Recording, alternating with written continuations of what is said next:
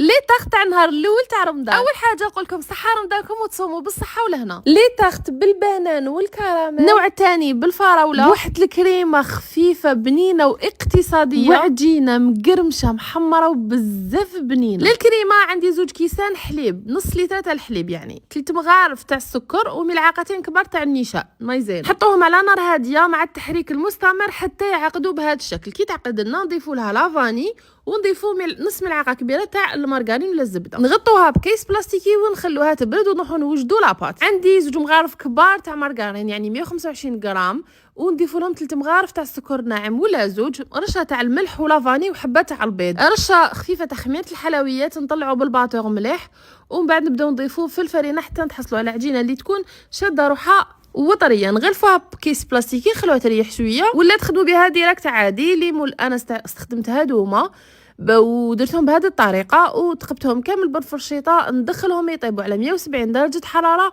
ونحمرهم من الفوق. بالنسبه للفوغاج راح نستخدم الفوغاج تاع توبي تاع الفراوله كيما على بالكم ما نستغناش عليه. للنوع الثاني راح نستعمل الكراميل كيف تاع توبي، احسن كراميل متواجد في السوق.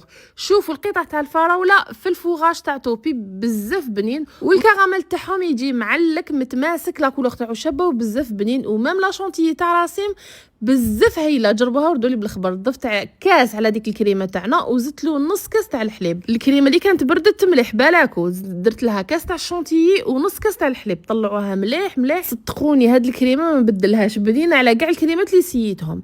لي فون دو تاغ تاوعي طابوا محمرين الله فوريتهم بالكراميل، واللي حندير لهم الفراوله درت لهم الفوغاج. قطع الفراوله هكا ولا تحبوا تقطعوها عادي، التزيين راكم احرار. جربوها اليوم للسهره وصحه فطوركم.